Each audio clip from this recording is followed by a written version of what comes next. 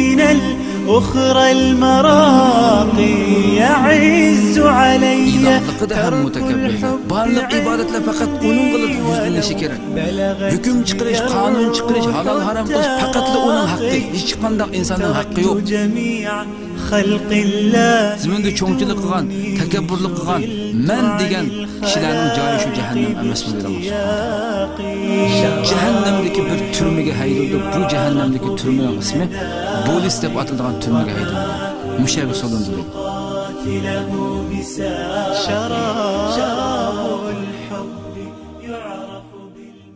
أعوذ بالله من الشيطان الرجيم بسم الله الرحمن الرحيم الحمد لله والصلاة والسلام على رسول الله أما بعد Aziz mümin Müslüman qarindoshlar, bizning har haftadagi shanbalik darsimizga xush kelibsizlar.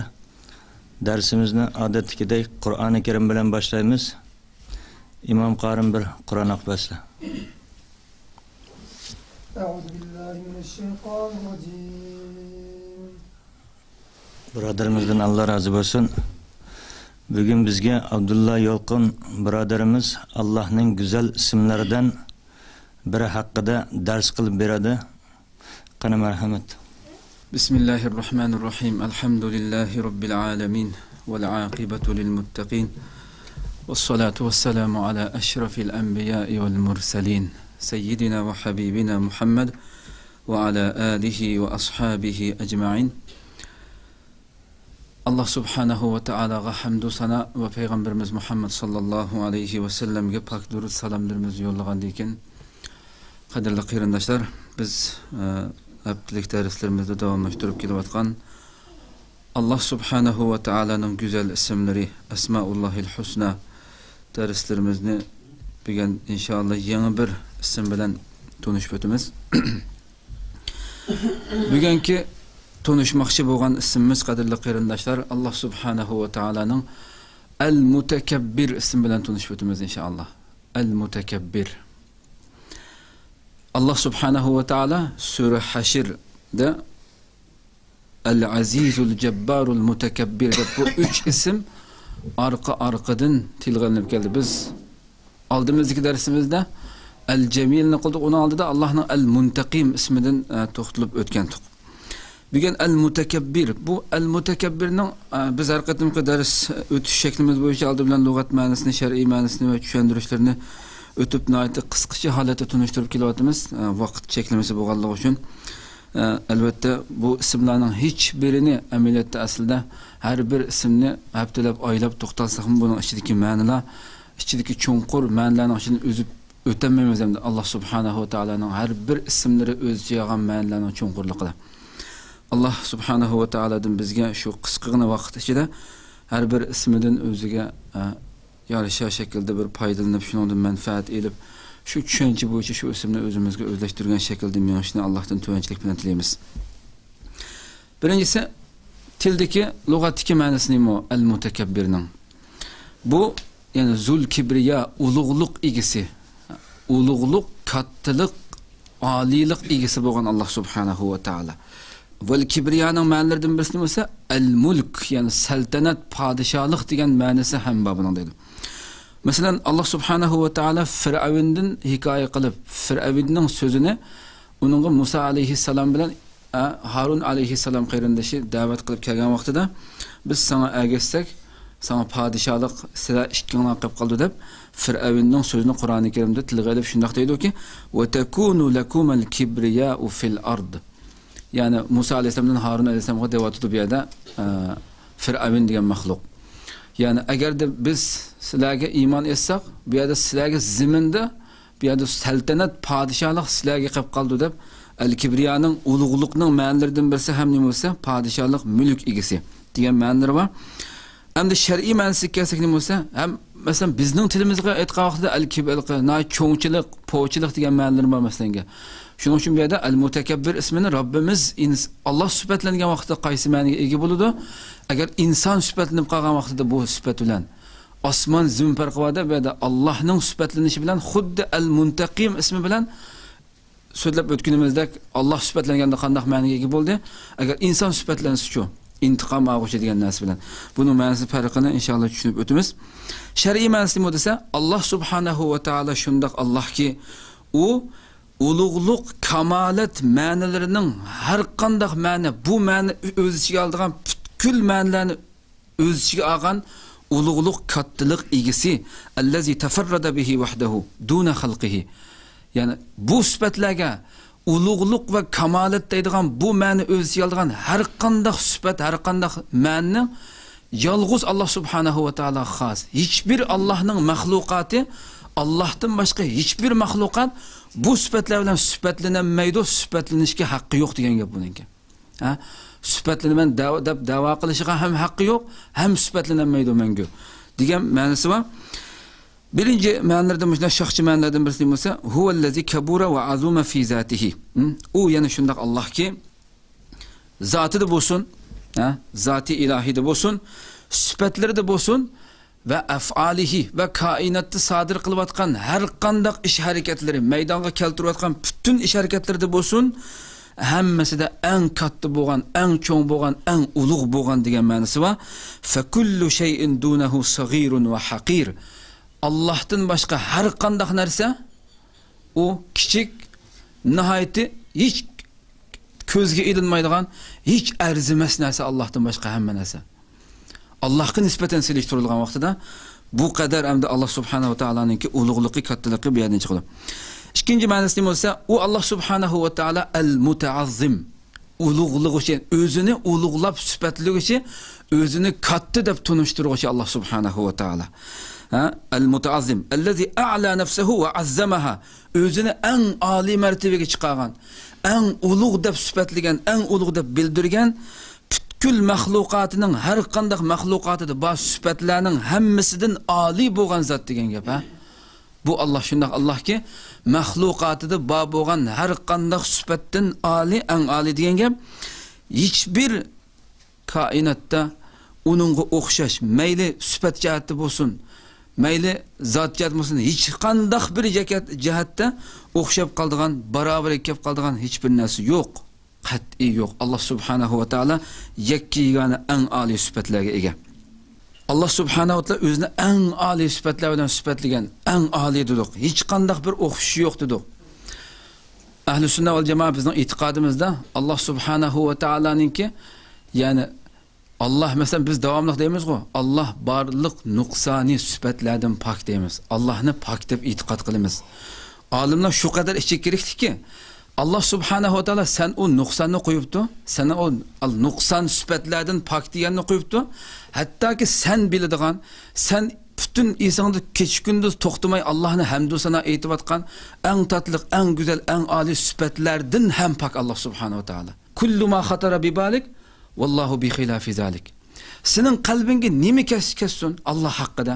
Sen mu'min Allohni ulug'lab bir narsa qildi, Allah mushundoq ulug'di meni katib deb. Allah bi khilafi zalik.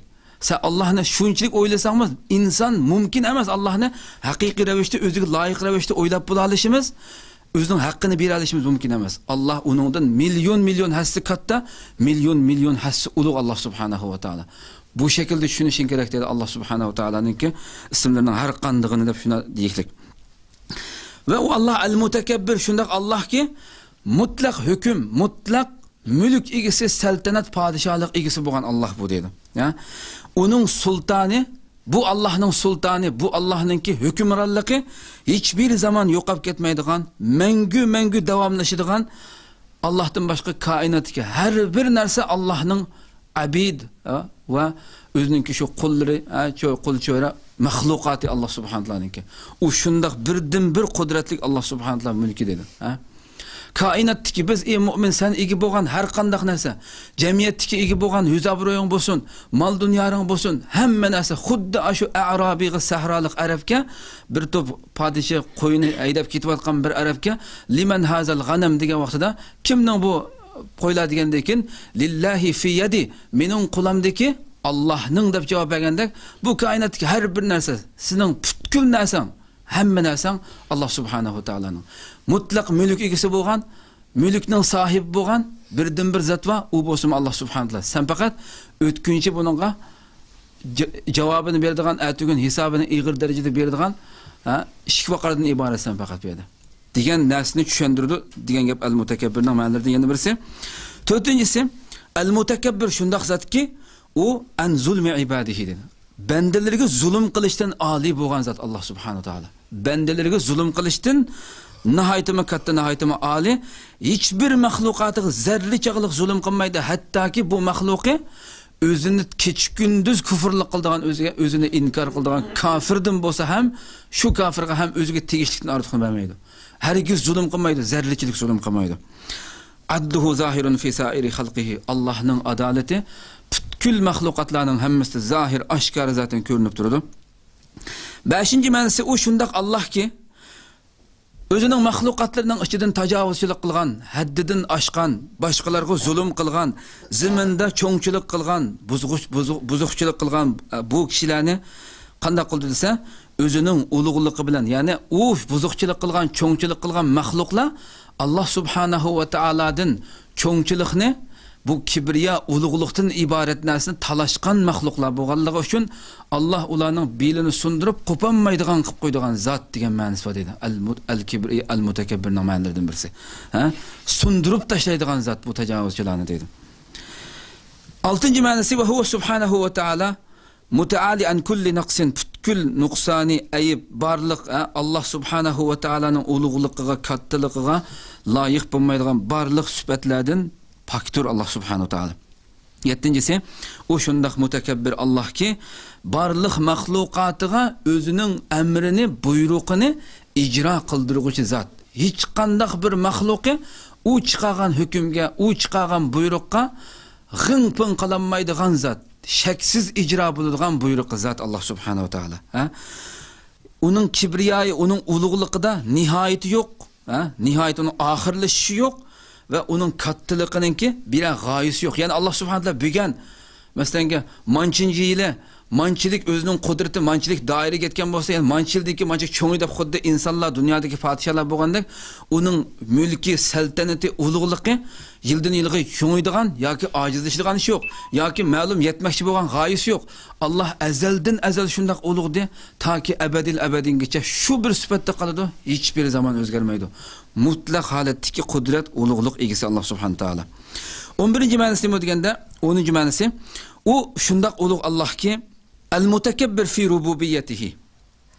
O'zining parvardigorligida, Rabb parvardigorligida, kainatda bu parvardigorlik, yani ziminde bütün kişilerge rızık beriş, barlık, bütün dünyadaki hamma narsa o'stirib berish, nurg'un bizga ato qilinayotgan barliq ne'matları bizni tarbiyalashi, parvarish qilishi, bu narsalarning hammasida yakka yegan Alloh subhanahu va taolo. Hech qanday bir maxluqi buningga Allohning bu xizmatiga, bu ishiga sherik bo'lib hamkorlashib beradigan ish yo'q. Va al-mutakabbir fi uluhiyyatihi, shundaqla ilohligida ham mutakabbir zot. Yani barliq ibodatlar faqat uning qilib yuzlanishi kerak. Hüküm çıkarış, kanun çıkarış, halal haram kılış, fakatlı onun hakkı. Hiç kandak insanın hakkı yok. Bu ilahlıkı da hem Allah subhanahu wa ta'ala yekki yiganıdır. Özüdün başkaga ibadet kılınışını herkesme kabul kılmaydıgan zattır diyen ma'nosi var. 12-ci ma'nosi bo'lganda, o barliq, tekbir, ulug'lashqa, kattalashqa, en bütün bendeleri e'tibatgan barliq va bende maxluqotning ichidagi eng ulug' nimalar bo'lgan, masalan, farishtalar eng yaqin kecha kunduz ibodat qiladigan. Zodi barliq maxluqotlarning e'tibatgan, uning turli hamd va sanolari, uni ulug'lashlariga eng haqliq bo'lgan zot Alloh subhanahu va taolo degan qisqacha ma'nolarni yig'inchoqlab bu yerga keltirdik. Xo'sh, Jalalul Mutakabbir. Bu Jalalul Mutakabbir shuningga dalolat qiladiki, Allah subhanahu wa ta'alaning qudratining naqadar oliyligini ko'rsatib beradi-ki, ya'ni kamolat jihatda bo'lsin, qudrat jihatda bo'lsin, hech bir zaman buning oldiga o'talaydigan, buning oldiga chiqib ketadigan hech bir narsa yo'q. Bu yerdagi al-mutakabbirdagi ta, buni tushungan olimlar buni ta'ul ixtisos deb atagan ekan buni. Ixtisos. Ya'ni bu sifat yalğız Allah subhanahu wa ta'alaga xas deb Allohga xoslaştıruvchi ta deb buni atagan ekan. Al-mutakabbirdagi ta'ni. Uningdan boshqa maxluq bu sifatlarni sifatlamaydi, sifatlansa tugashgan maxluqlarning qatoriga kirdi deb. Faqat yalğız Allohga xos qilingan sifat ekanligini tushundirib.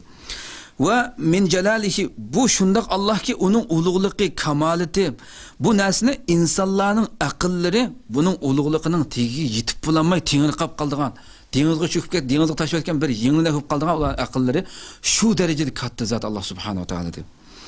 Bu ism Asmaullah'daki ikki cho'ng rukunni o'z ichiga olgan ism al-Mutakabbir ismi.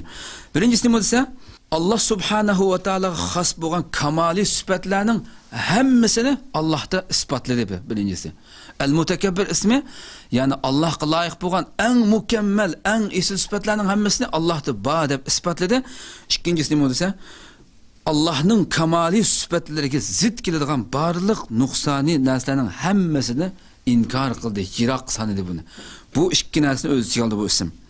Shuning uchun bu ism va bu ism o'z ichiga olgan ulug'liq, kattalik bu narsalarning hammasi yolg'iz Alloh subhanahu va taolaning xususiyatlaridan ekanligini bilishimiz, uningdan boshqa har qanday birisininki sifatlanishining mumkin emasligini bilishimiz kerak. Shuning uchun Alloh subhanahu va taolo hadisi qudusida shunday deydi: "Al-azamatu izari wal kibriya'u ridai faman naza'ani wahidan minhuma qazaftuhu fin-nar." Ulug'liq mening izari dedi. İzar degan asli beldan tövenge kiyilgan bir kiyim. Allah subhanahu ve bizning tushunishimizga loyiq shaklda ifodalayapti bu yerda.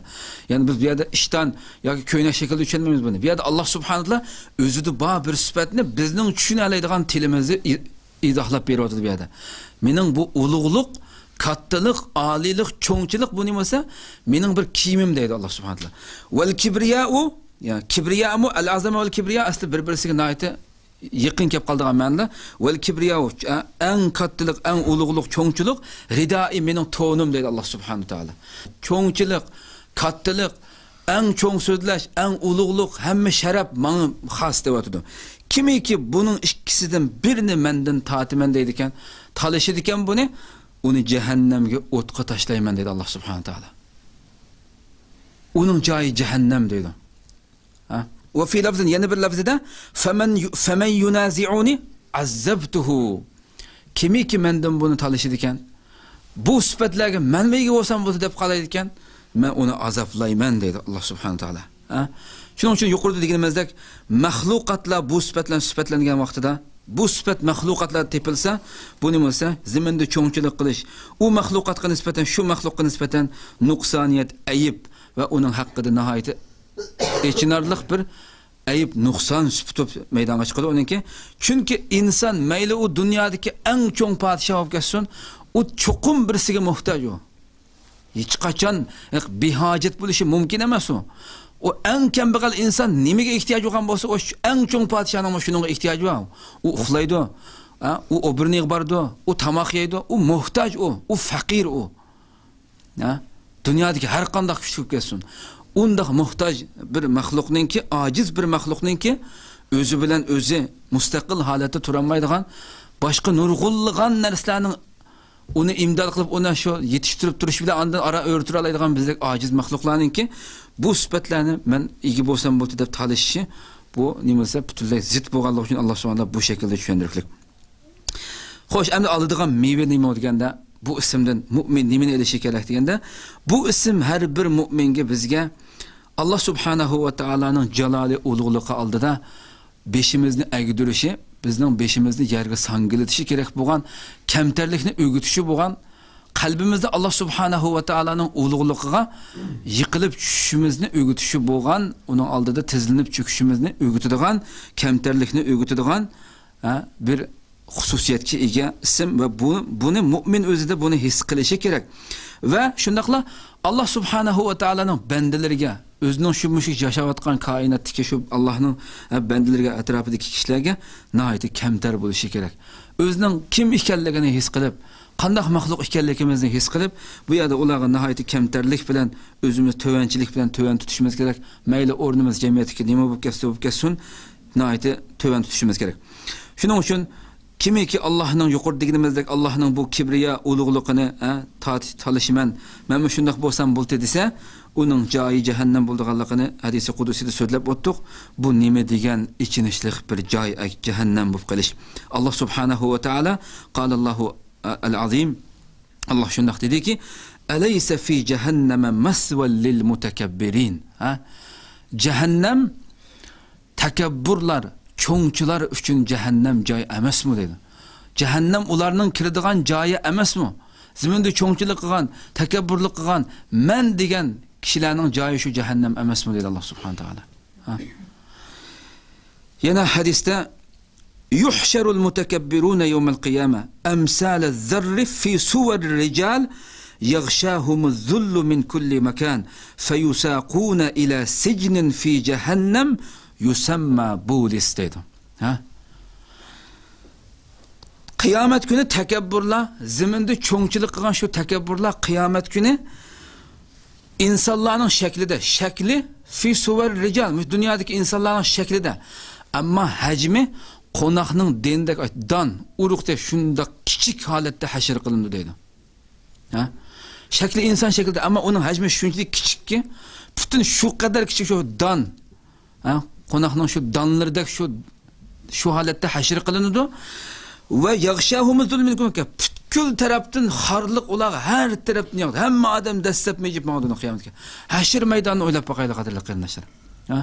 Bu maydonda butkul har tarafdan ularga xorliq yetib dastlab mejib mavduni shularning orasida putlishmoqni gap. Oshinchilik kichik holatda hashr qilinadi va ular shunda hashr qilinib jahannamdagi bir turmaga haydildi. Bu jahannamdagi turmaning ismi Bolis deb ataladigan turmaga haydildi dedi.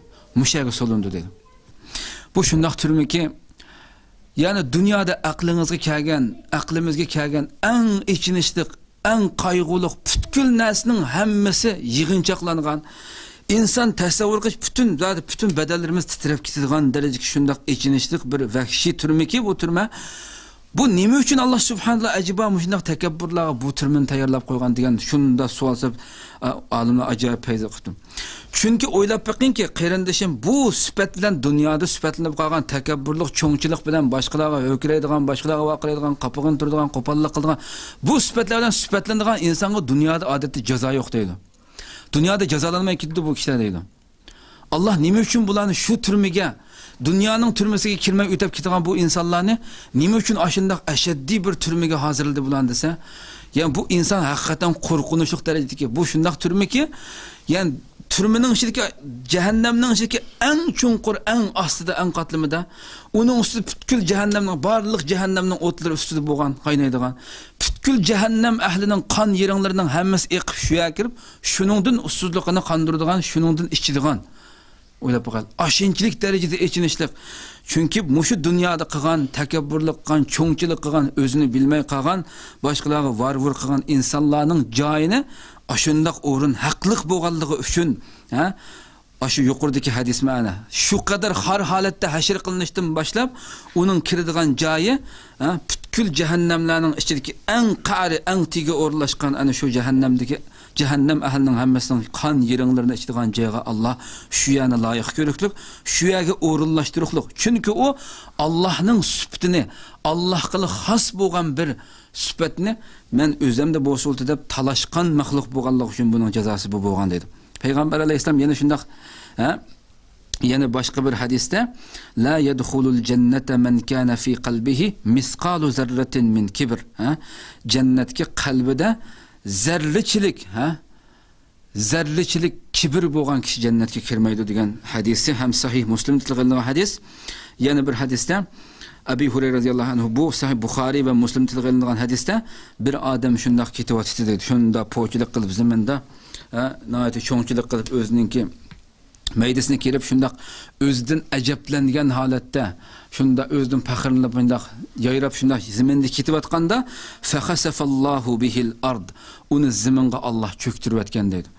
Va u maxluq fa huwa yatajaljalu fiha ila yawmil qiyamah. Haqiqatan va inson haqiqatan bu eng insonni titratadigan so'z o'ylab boqaylik qadrli qarindoshlar. Bu maxluq, yani Allah şu zamanda çöktürüp etken zaminda çoğunçilik qilib o'zining maysini xodiyib shunda menib ketgan bu maxluq o'zini ajablanib, ah men degan shunda qilib ketdim, men degan ajab bo'lib ketdim deb po'chilik qilib menib atgan bu insonni çöktürüp etibdi Allah. Bu inson qiyomat qoyim bo'lguncha zaminga cho'kdi dedi. Hozir ham cho'kib o'tibdi. O'ylab boqaylik. Qur'oni Karimdan keyingi eng sahih kitob bo'lgan Buxoriy va Muslim tilida hadis. Bugün hazır müşterisini bir söylep oltagan vaqtida u cehennemning ostiga, ziminning ostiga hozirgacha cho'kib yetiblik. Buningga iymonimiz bo'lishi kerak, qadrli qarindoshlar. Shuning uchun biz o'zimizning hajmini bilishimiz, hajmimizga yarasha ish qilishimiz kerak. Va yana bir hadisda payg'ambar alayhisalom dedi: "Men ta'azzama fi nafsihi aw ikhtala fi mashyatihi laqiyalloh azza va jalla va huwa ghadban" dedi. Va huwa alayhi ghadban.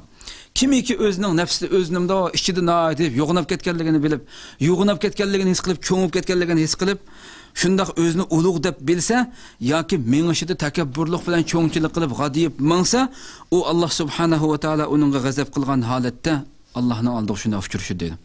Bu narsa bizni haqiqatan yuraklarimizni titrishi, o'ylantirishi va mayli dunyoda har qanday bir imtiyozga, har qanday bir narsaga ega bo'lib ketishimizdan qat'iy nazar bizni Alloh subhanahu va taoloninki ana shu o'zi tayyorlab qo'ygan shu bechora, shu vayron bo'lgan shu mahluqotlarning qatoriga, shu jahannamning eng chunqur qatlamiga kiradigan, bu turmaga kiradigan, polis turmasiga kiradigan mahluqlardan bo'lib qolishdan Alloh o'zi saqlasin. O'zimizning hajmini bilib, o'zimiz har qancha bo'lib ketsami, davomli holatda men hech bir narsa emas ya Rabbi. Men sensiz, sening imdodingsiz, sening yordamingsiz, sening Mana davomliq mushunday meni ko'tirib, mana mushunday imdod bermasdan men hech bir narsa emas ya Rabbi deb Allohga davomliq yilingan holatda, davomliq Allohga iltijo qilgan holatda kamtarlik bilan yashab va Allohning mahluqotlariga ham, bandalarga ham shunday kamtarlik bilan muomala qilishni Alloh bizga nasib qilsin. Va axiru da'wana alhamdulillahi robbil alamin va sallallohu ala sayyidina Muhammad va ala alihi va sahbihi ajma'in. قد مزجت به رجائي على خوف فمن خوفي مذاقي ومن عرف المحبة عن يقين حرام أن يميل إلى فراقي وكيف أحب غير الله يوما وليس سواه في الأكوان باقي.